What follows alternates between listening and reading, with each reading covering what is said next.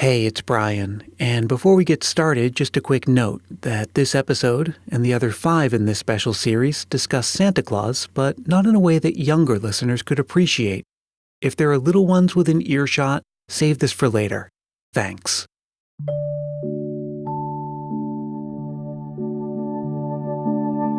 What grade are you in school? I'm going into 3rd grade. I'll bet that means that you're really good at penmanship. Do you do some writing? Yeah. Yeah, what do you like to write?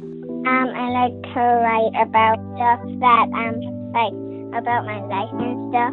I'm talking to my new friend Katie in North Carolina. She's 8 years old, which means that for... How long have you been doing that? A couple of years. A couple of years. She's been putting those penmanship skills to especially good use sometime in early December. I do it at the table. And I use colored pencils. I say my Christmas wishes and, write the, ending sentences. Like so many other kids who celebrate Christmas, she'll be putting pencil or colored pencil to paper to say hello to Santa Claus and let him know what's on this year's Christmas wish list. Her mom April did it before her. The Toys R Us toy book would come out, and then we would kind of go through and pick out what we wanted in the toy book and then kind of include that in the letter. I would ask him, how he was, how his summer was. And her mom did it before her, and so on, stretching back through the generations. But the actual number of generations we're talking about here is surprisingly few, because writing letters to Santa Claus, just like so many of the traditions that make up Christmas, is a lot newer than you might imagine. This is Brian Earl from Christmas Past, and normally in each episode, I tell you the fascinating story behind one of your favorite Christmas traditions. And there's plenty of that in store for this season. But in this special 6-part miniseries, we're taking a trip back to New York City in the first decades of the 20th century for a piece of Christmas history you've probably never heard before. And it's a doozy. It's part caper comedy, part crime story, part Christmas miracle, and somewhat unbelievably, entirely true. Set against the birth of modern New York City, the Great War, and the Roaring '20s, it's a story about Santa Claus and charity and Christmas spirit. But it's also about so much more. It's about the influence of the media, bitter rivalries, celebrity culture, and personal reinvention, and the lengths that some people will go to achieve it. It's a story populated by movie stars, government agents, bullfighters, a Playboy mayor, an art thief, U.S. presidents, and gun-toting Boy Scouts. This is the story of the Santa Claus Association, a group that helped get children's letters to Santa answered when no one else could, and the charitable con artist behind it all. We'll be hearing a lot from this guy. Hi, I'm Alex Palmer. He's the New York Times bestselling author of The Santa Claus Man, on which this story is based.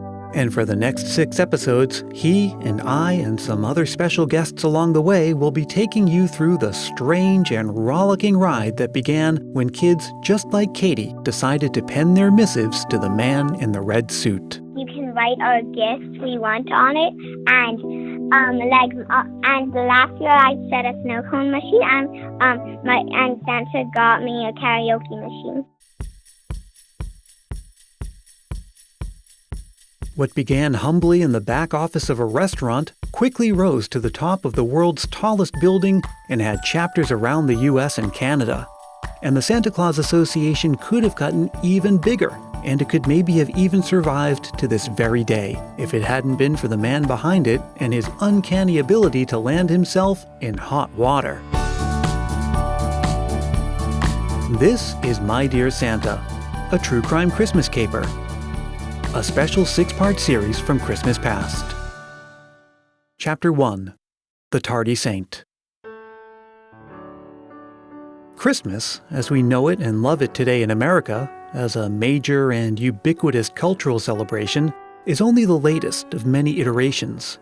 For a long time, there was no one way to celebrate it, if you celebrated it at all. The Puritans of Massachusetts Bay Colony actually banned it, and you could get a hefty fine if you were even caught baking a mince pie. Other communities largely ignored it or marked it as a small religious observance or a minor celebration, in which case things would stick to the local traditions. It wasn't even a federal holiday until 1870. But right around then, it was all starting to change. And importantly, it was all starting to coalesce into a commonly held vision of what Christmas is. We were still feeling things out, mixing and matching various traditions and inventing the things that would go on to become traditions.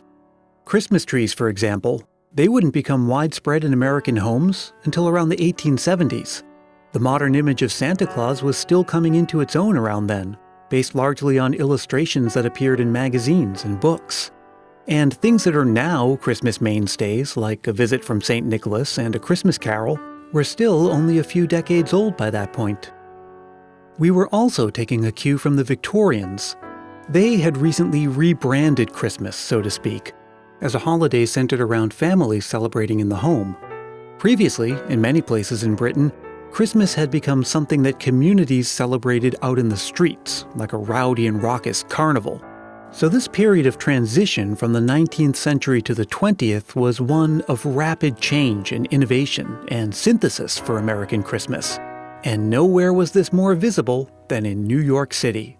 Here's Alex Palmer. In 1912, New York City had its first public Christmas tree where the public would gather around and actually celebrate in the town square. Largely those kind of celebrations, if they did happen, would have been in churches, and there still were plenty of those going on. But this is the first year that they had an actual Christmas tree. It was in Madison Square Park, and everybody was invited to come, both of all social stations, and that was a big part of the appeal of this event, that all New Yorkers could come and enjoy this. So even if you're a poor family that maybe couldn't even afford your own Christmas tree, you could come down to the park and experience Christmas. So this was really the year that Christmas went public.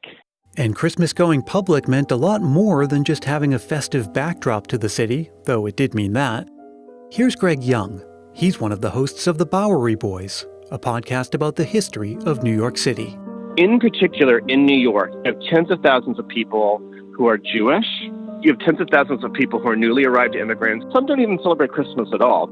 You were in a city where there were just tens of thousands of people who never would have once thought about celebrating Christmas. But as you mentioned, Christmas is by this time beginning to promote family values. It's beginning to promote family units and warmth and companionship and togetherness. And so having these in public spaces, having a Christmas tree out in a park that anyone could just go look at. Many people didn't have the luxury of owning a Christmas tree or didn't have any idea what Santa Claus looked like. These types of things were really important in promoting Christmas as a kind of a holiday of unity. Now, the Victorians had also rebranded Christmas by placing emphasis on industrialism and commerce and a celebration of the middle-class lifestyle. The notion of Christmas as a major gift-giving holiday is largely thanks to them. And there was plenty of that going on in New York City too, especially with the help of one New Yorker by the name of Frank Winfield Woolworth. Woolworth really came up to be, one of the most powerful businessmen by 1900s, really innovating this sort of form of new shopping. But what he brought, he sort of innovated the five and dime store idea, which came up from more rural and sort of smaller communities, which was the idea of a shop that was sort of like less pretentious in nature. It wasn't like a department store. It wasn't like these grand, beautiful department stores of Ladies Mile or that major cities had. It came more from the general store. It had set pricing, like you wouldn't have to negotiate. You could actually pick up the items yourself and go up to the counter, whereas, in the 19th century, you usually had like a store owner do it. So he didn't invent the five and dime, but he perfected the five and dime and franchised it. And it was another major retailer in New York City, Macy's department store, that not only added to the spectacle of the season, but also changed our ideas about the length of the season and who it's for. Some people put up their tree and their Christmas decorations like 2 or 3 days before Christmas. But what the Macy's Thanksgiving Day Parade did, it was create kind of a window. You can actually celebrate that now for a month. Before the Macy's Parade, there would have been no reason, and you would have probably been looked at very strangely if you Christmas decorations in November. It was just that, like, why would you do that? Christmas is like 5 weeks away. Macy's was on the forefront of developing Christmas as a major capitalistic event. They wanted to get the shopping season started sooner. On the other hand, it also helped make Christmas something that everyone could enjoy, if you were a Christian or not. Now, why was it possible for all of these changes to be happening so quickly? And why at this time in history? One of the big reasons is that this was also the time that the mass media was truly beginning to flourish. Here's Alex Palmer again. As photographs or illustrations would be shared of how the royals were celebrating Christmas or what the wealthy were doing to celebrate the holiday, that became more on the public mind. People became aware of how Christmas was being celebrated in other homes.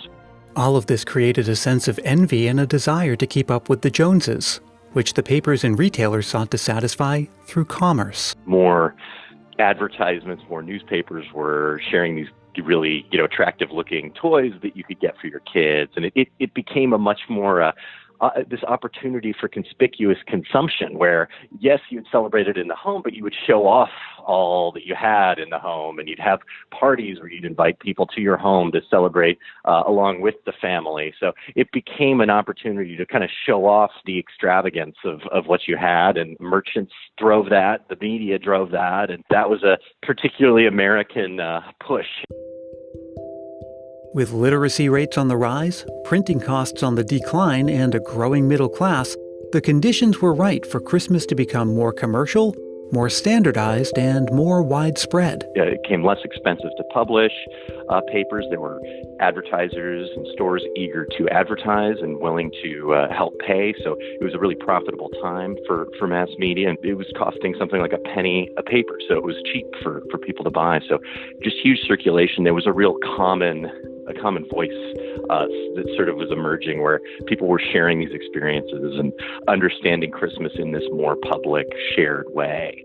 Now, there was just one more innovation necessary to bring Christmas into the modern age, and more importantly, to get our story rolling. It's something we take for granted today, but at the time, it was truly revolutionary. An overhaul of the postal system. Yeah, it really was the widespread establishment of the Postal Service, where people would be getting visited to their homes by postmen, which was still a novelty until, right after the Civil War, kind of the late 1800s. That was still, people would have previously had to physically go to the post office and get their mail that way, and it would have taken a lot longer. The evolution in technology started to make postal delivery a much more convenient thing and a much more accessible thing. So you could write a letter and expect it could, be picked up at your home, and you'd receive something back. It became this very personal connection.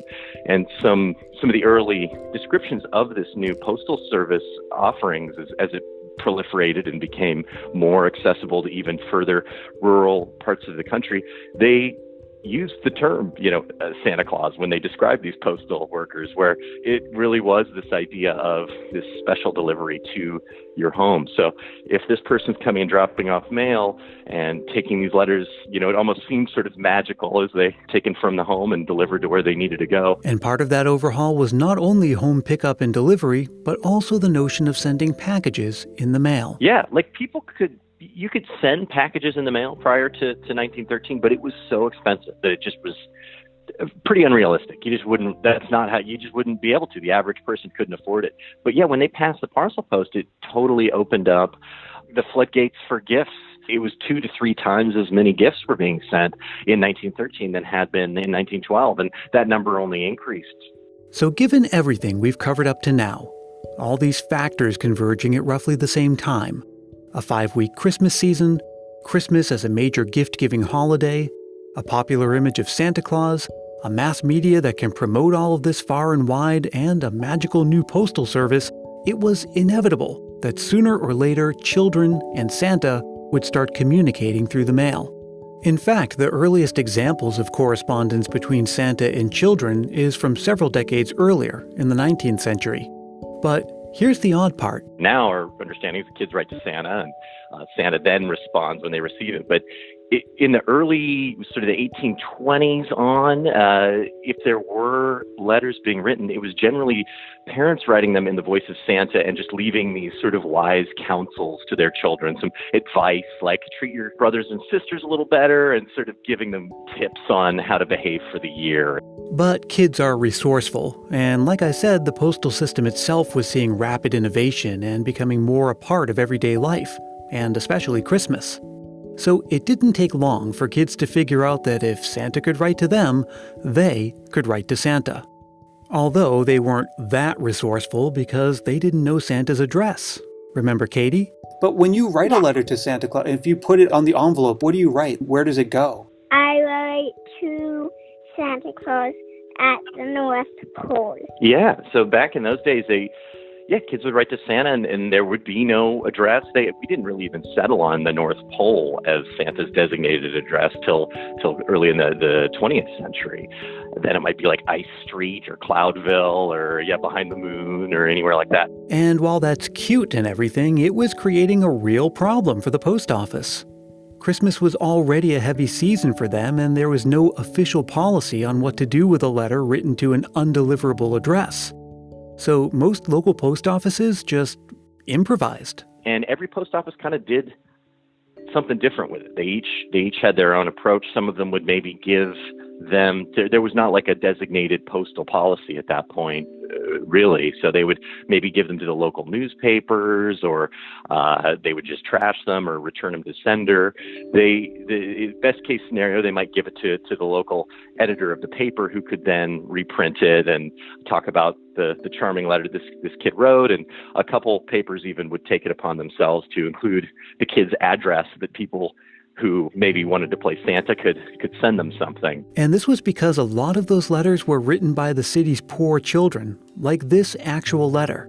My dear Santa, I'm 7 years. I have 2 sisters and brother.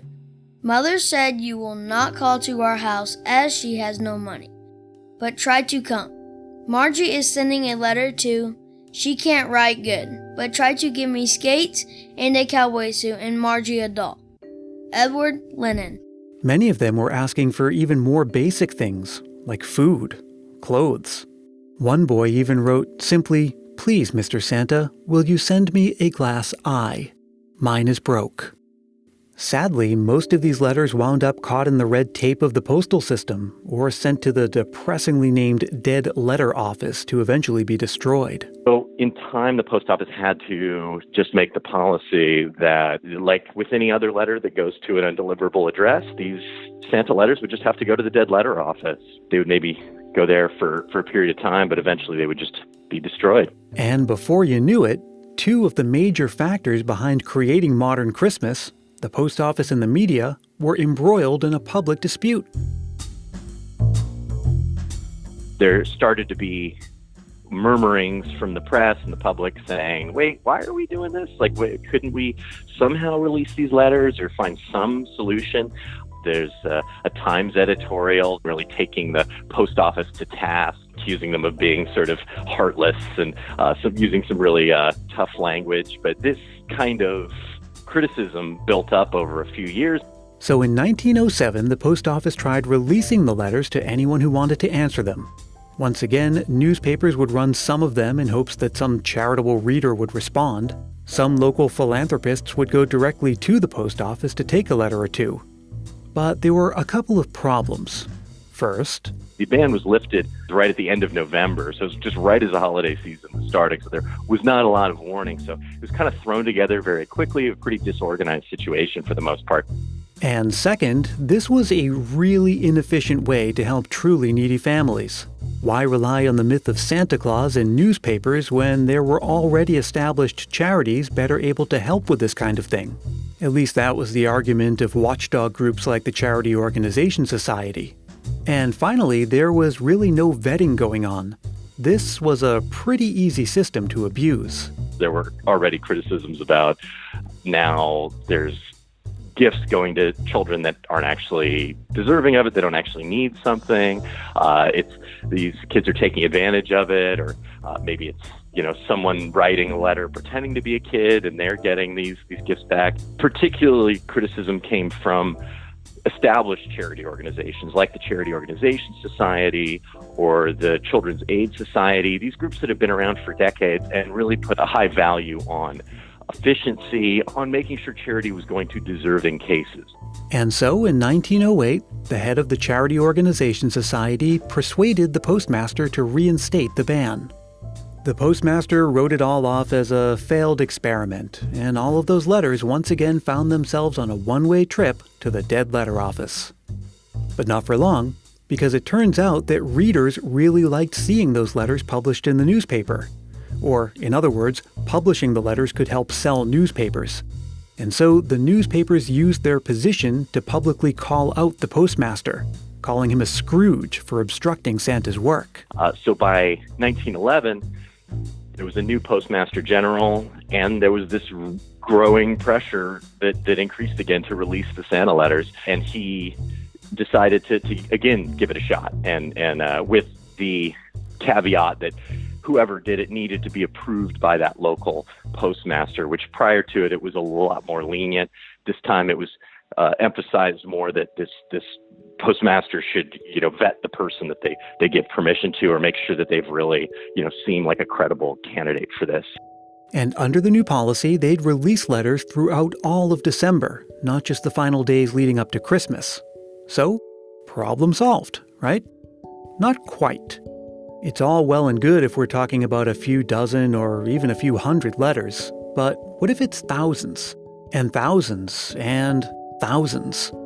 Remember that scene in Miracle on 34th Street where the court officers file into the courtroom hefting those huge canvas sacks of letters over their shoulders, and they dump them onto the judge's desk, creating an avalanche? That's pretty much what we're talking about. Newspapers would go back to running some of the letters like they did before, but there just weren't enough members of the public willing to come forward and help. The basic problem was still there, and it was only growing as the Christmas season wore on. For 2 years in New York, nobody came forward. The biggest city in the country didn't have a Santa Claus to play the role. So all these children's letters, these little New Yorkers that had written, wouldn't have their pleas to Santa Claus answered. The post office was in a jam. They didn't want to have to send the letters back to the dead letter office, but what were they supposed to do with them? The letters were piling up, and the newspapers weren't letting anyone forget about it. Yeah, I believe it was the New York Sun that said, "Santa Claus, a tardy saint." They were very disappointed that New Yorkers couldn't pull it together. And when, after all this complaining about the fact that Santa's letters were not being answered, nobody came forward to take it on. So that became, in 1911 and 1912, that was one of the sort of themes of Christmas coverage, was that there are these letters, not being answered despite this new change in the postal policy. Solving a problem like this was going to take ambition, a clever plan, and boundless Christmas spirit. And in 1913, help arrived from John Duval Gluck, a man who studied international law at Cambridge and Heidelberg, who is a special representative of newspapers and a famous tariff expert, and a member of the Secret Service, among many other impressive-sounding credentials. The only problem was, none of them were real. You've been listening to My Dear Santa, a true crime Christmas caper, a special 6-part series from Christmas Past. It's produced in sunny San Mateo, California by yours truly, Brian Earl. We had music in this episode from Poddington Bear, Kai Engel, Kevin MacLeod, Dave Depper, and Blue Dot Sessions. The entire series is available now under the regular podcast feed for Christmas Past, so look for Christmas Past wherever you get your podcasts. And all the other episodes for the season are coming soon, so make sure you subscribe so you don't miss out. And if you're feeling the Christmas spirit, why not help more people find the show by telling a friend about it or leaving a review on Apple Podcasts? Thank you to Katie and April, and thanks to Alex Killian.